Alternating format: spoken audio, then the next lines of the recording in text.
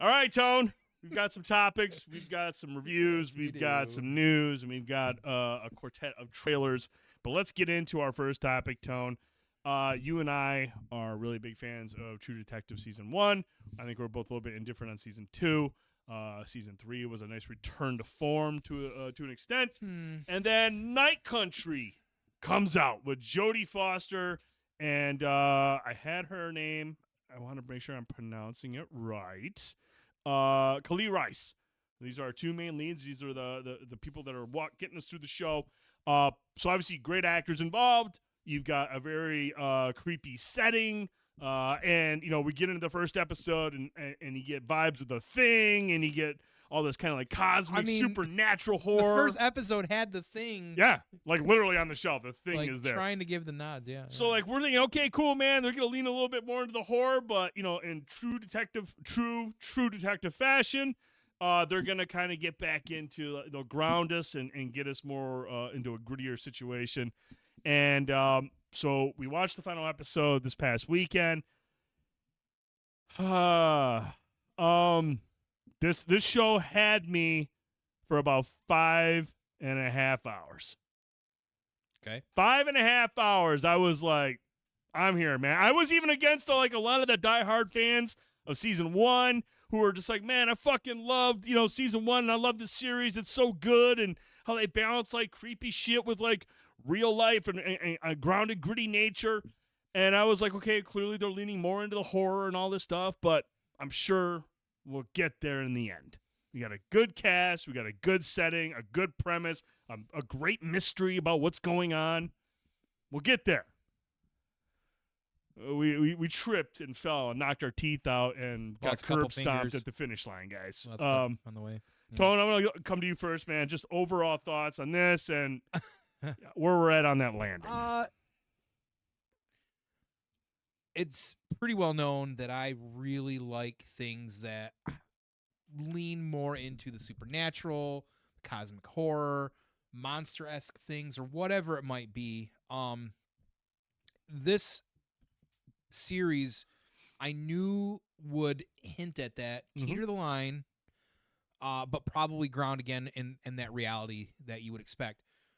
It did a lot of subversion on some of this shit for a long time, again, for about 5.5 hours. Left scratching my head at the end because while I do appreciate there are some things for interpretation, there is so much that was not answered that I feel like if you want that to be the ending, there's more things that need to be made sense. And there wasn't. And, you had 6 episodes, which is very puzzling anyways for an HBO series. Right. The first season was 8. 6 episodes to me just doesn't always feel like it doesn't feel like warm and fuzzy to get all that stuff in. I like it too, Britt. But I want to address that because I do like interpretation, but it has to be set up the right way. Right. Well, that's the problem is that like by the time we get to the end of it, it had gone so far one way that everything else they were setting you up for it was literally just to like confuse the audience. There was no rhyme or reason to it. And I know because I told you she had done some extra research on some certain things or looking at some stuff. There is some extra stuff out there that they want the viewer to kind of like be able to figure out.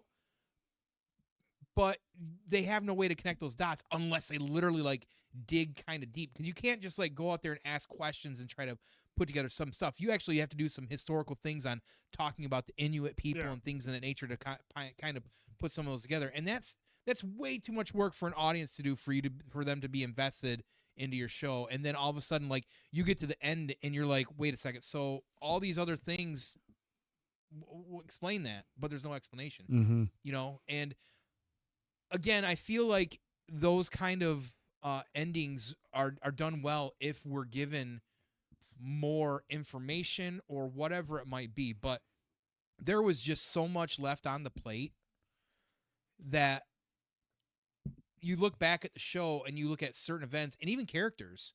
Puzzling. There's a character we were talking about a little bit as well too. What's her name? The one we hypothesized is Russ's mom. Oh, yeah. The, like Rose. I think, was it Rose? Yeah, like all of a sudden Rose. she's like this. She's got this like. She gives one backstory early on to the show, saying she's like this professor at a very prestigious school. But then, like, later on, like, you're getting these other tips, like, okay, clearly that was a lie. There was something else that she was into. Like, dude, you should be in Reservoir Dogs. Which kind of, but I mean, at the same time, I will say that kind of plays into the whole thing, like, where, you know, they say it several times, so people come to Alaska to get away from their past, so they aren't found. So clearly, she's spinning yarn tales and whatnot about where she's from.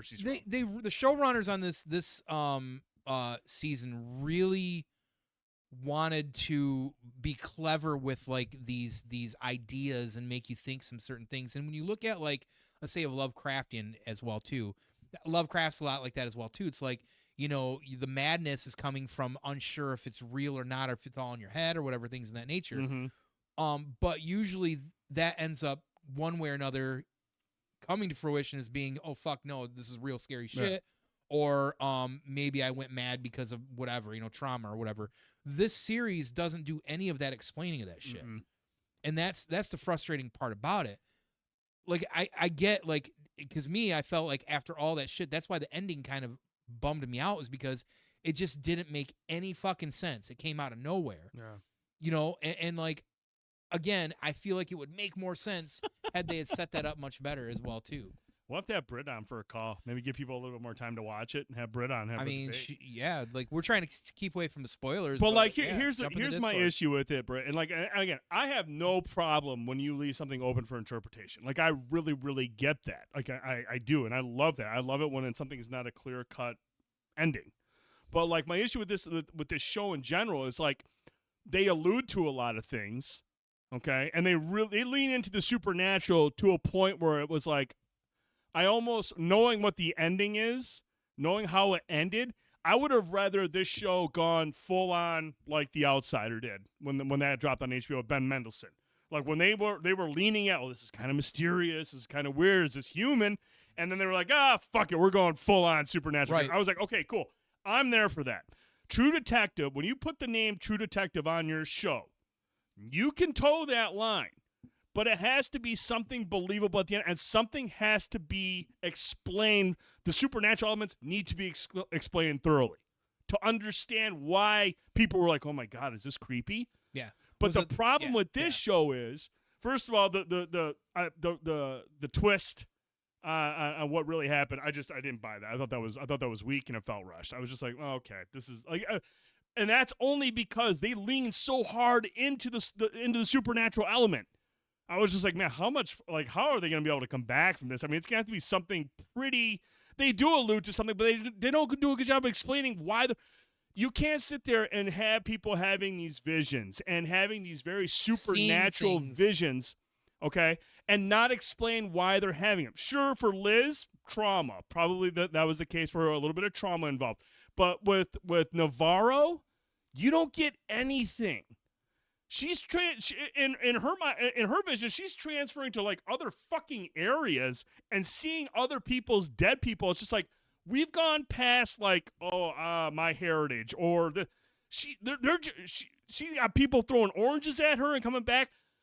That stuff like doesn't get explained. I mean, that stuff the characters should be questioning, like, who the fuck I'm out in the middle of the fucking Arctic right now by myself. I throw an orange into the darkness and it rolls back to me, and I just nonchalantly pick it up and think, how'd that happen? My mom like and oranges? Just walk about my bed. Yeah. You have to explain to me how these things happen. Now, there's a part at the end of the final episode where one of the main, I don't want to say killers, but he kind of was, explains, like, does a confession video. And he explains how what they were doing there has caused harm around the region. And he even lists some of the ways that it's impacted the local wildlife and people. But it doesn't say, hey, this causes some wild hallucinations. He lists several other things. So you still leave the hallucination and the supernatural stuff unexplained. There's no interpreting that. A lot of the shit that's happening needs to be explained. Like, it is beyond interpretation. Like, this is just full-on supernatural weird shit. And when it's a true detective show, you have to be able to connect the dots and bring it all together and be like, oh, that's why these things were happening because this. You don't get any of that. I just thought that was really confusing because you're supposed to, in a true detective show, bring it back to reality. And they just didn't do that. I was saying that will ruin. Like I said, I'm stopping it there, but like I don't think they alluded to it enough. Yes, I get some of the stuff with Navarro's background and like her heritage and whatnot. There are some things that I feel like they kind of like, okay, yeah, here's this and that with her name and such and things of that nature, and that's how you can interpret those types of things that happen with her. But the other things, I was just like, but the only reason that's hard, that, man. like, partly that she and I know some of those things is because she did a little bit of a deep dive. That's my point, though. I shouldn't have to do that. That's the sort of thing that you need in the show. If you didn't do that with the Inuit people, with like their heritage, their beliefs, their spiritualism, like they don't do enough explanation in the show to connect those dots. So you shouldn't have to, like, when you watch a movie that's, got you thinking, like when we watched Beau is Afraid, for instance, there was a lot going on and we're all trying to connect dots and we're putting things together as we're watching it. And then you go watch something down the road and see what other people are saying and kind of check notes. This, like, you had, like, to get any thought process and connect dots, it's almost like you have to do that. Yeah. There's a difference there, and that's part of the problem with the show. Like I love the fact that she did that research, and I'm sure it does give some perspective, and I'll have to go look at that stuff as well. But like, again, I shouldn't have to read all that stuff. Right. That's the point, to connect the dots on the show. Where like even then, like there's just certain things that aren't explained at all that take it out of that grounded reality that the show is known for. Again, if you want to call this The Outsider Season 2, fucking awesome. I would have been all for it. I would have bought into a little bit more. I still think the fucking twist at the end was far-fetched, but I would have been like, okay, I'm cool that they went way into the supernatural. Right, because like you can't, like I said, I go back, and this is the last thing I'll say about it. You can't like start out with the first and second episode giving off Thing vibes, nodding at the Thing, and not getting any fucking payoff to equate to that. Right. Because that literally gives me fucking blue balls the entire time. I waited 5.5 fucking 6 hours to bust my nut, and I didn't get that. And see, Britt says, I think if things weren't connected to season 1 and had you thinking a certain way the whole time, it would have been easier to. Absolutely. Had it not been connected to True Detective, the series, not even season 1, True Detectives season 2 and 3, even though they're not quite as good as the first season, are all the same in how they tell the story and where that lands in the finale. If it wasn't connected to True Detective at all, I would have been way more accepting of it. I would have been like, okay, I'm cool with it. I'm fine with it. I didn't like the big reveal, but I like the spooky nature of the show. Another thing, trying to use the name of something very successful. So, I mean, like I said, man, you guys are, I'm not trying to upset you, Britt. I didn't hate the show. I just felt like it wasn't a tight story and it wasn't in the true detective nature of things, the way that it carried out and the way that it fumbled the landing. I just, like I said, I love how they take different locations and different cultures and whatnot, and they find a way to explore that in the show, and I think that's great. I just didn't think they did a great job at like reeling it back in from the more supernatural stuff. The 6 episodes to get to the ending that we got, I don't overly like. The ending would fit better if they wouldn't have made you look over here the entire time and then give you this at the end. That's the biggest problem. All the stuff in the middle, it was good stuff, and there's a lot of potential there. They didn't explain it. They didn't come back to a lot of it. And in the end, you got to be able to connect the dots. That's the biggest thing. You have to have something a lot of stuff to connect people, the story from the supernatural stuff, and have dots to connect to reality where it can pull it all together and be like, okay, now I can see why things are being perceived this way because of the actions going on in the real world, and that wasn't here. They didn't explain half of that. Didn't make sense for everything else. Again, I had no problem with interpreting stuff, but when you are blatantly missing connection points in a series that is based on connection points and bringing things all together in the finale at the end, that's what makes that show great. And this show would have been cool if it wasn't called True Detective. Yeah. I want to get other people's thoughts. And Britt, I would love to have you on. Have her call in maybe in another week or two. Maybe when we come back from Comic-Con, if everyone's had a chance to see it, have her on for a quick segment where we can talk about it. She can share her thoughts, do a little spoiler talk. I'd be totally fucking cool with that. Or some night you guys play Call of Duty, talk about it. I would do it. In between her swearing at a bunch of kids, I don't know how much I would get. No, it's all good, Cuddles. Have a good night, buddy. But no, we want to bro. get you guys the girls' thoughts. Let us know in the comments. Try not to spoil anything, but if you want to, if it's on YouTube, I don't fucking care. We're live here. Didn't want to spoil it here, but we want to hear your thoughts on True Detective Night Country. Let us know in the comments what you thought of it. Where does it stack up with the other seasons?